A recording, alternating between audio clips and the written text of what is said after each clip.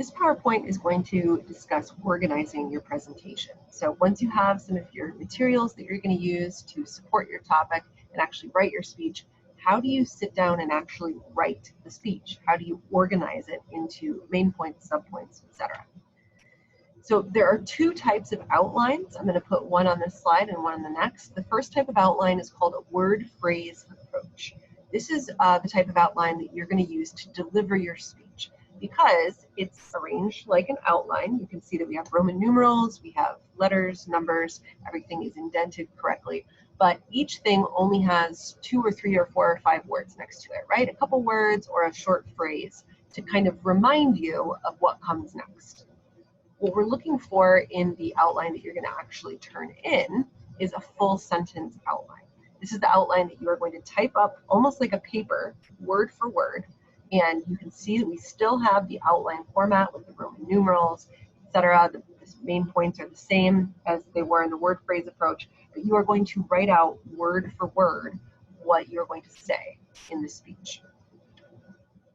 So elements of an outline that you should keep in mind while you're writing it, in case you haven't used one before. First of all, I'll say that most word processing software, so if you use Word, if you use Google Docs, it will do an outline for you. You've probably experienced this before. If you tab over or if you select an outline format, it will do it for you. But these are some things to keep in mind as you're writing it. Number one, subordination. What subordination means is indicating what info is important by using proper numbering and indentation. It's important that you use numerals and letters and not bullet points also, because when you're looking at it, you want to know not just I'm next to a bullet point, you want to know I'm on main point 3, subpoint 2, subpoint A, right?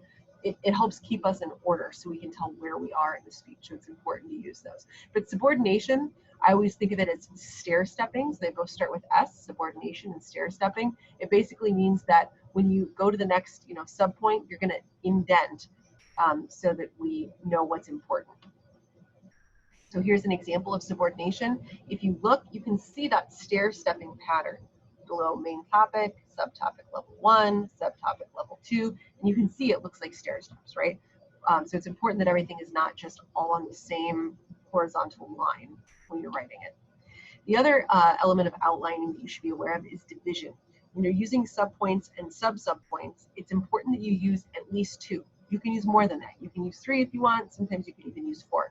But you don't want to just do one subpoint or one subpoint. Because it kind of looks like maybe you didn't have quite enough information there to support this point, and it's important for you to kind of pair them in using this element of division. So how should you choose your main points? Well, you should use a pattern. And so the patterns that we use for the informative speech are a chronological pattern, which would mean that your 3 main points show a topic over time. So a speech about the life of Abraham Lincoln, a speech about how to make an omelet, a speech about the age of dinosaurs.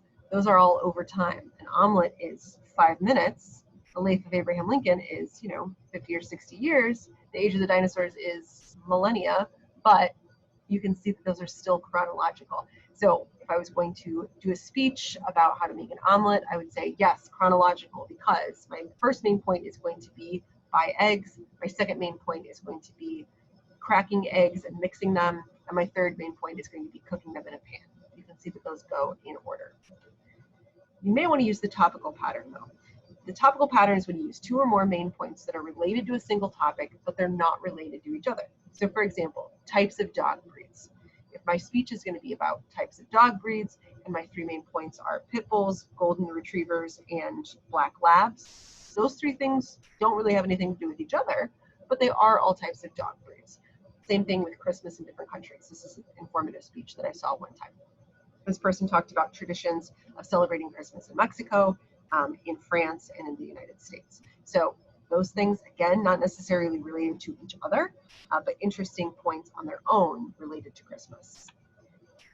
For a persuasive speech, you may use the problem-solution pattern. So this is when you have 2 main points that are going to advocate for something or persuade us of something. So first main point would be, these are the problems that are happening. And our second main point is, how do we fix it? What are the solutions? Writing an introduction. So before you even get to your main points, the very, very first thing you're going to do in your speech is write an introduction using outline format. And this is what it's going to look like.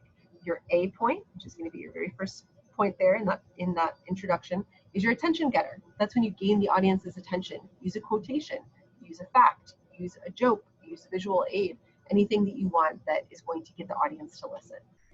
B, I want you to tell me your thesis statement. At this point, we need to know, what is your speech about? So in one clear sentence, tell us your topic. Then give me your credibility statement. People seem to kind of maybe forget this every once in a while, leave it out, glaze over it. But really, the audience wants to know, why are you the person to give this speech? Why should we listen to you? So tell us if you have any special relationship with the topic. Tell us why it's important to you or why you're interested in it. And then finally, you're going to preview your main points. At this point, you're going to tell us, today I'm going to talk about point number 1, point number 2, point number 3, so that we know what to expect.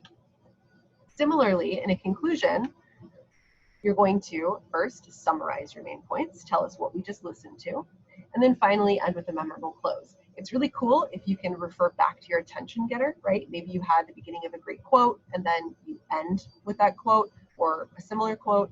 But you can use other similar devices that you use to be informative, or I'm sorry, in the attention getter. In persuasive speeches, you're going to add a call to action between the summary and memorable close. This is a direct appeal to audience members to take action. This is when you get to write 2 or 3 sentences and tell people, hey, this is really important. I want you to leave this classroom, or in the case of an online class, I want you to leave your room and I want you to go out and take action. All right, that's all I have for you for organization. If you need any help coming up with an organizational pattern, don't hesitate to reach out.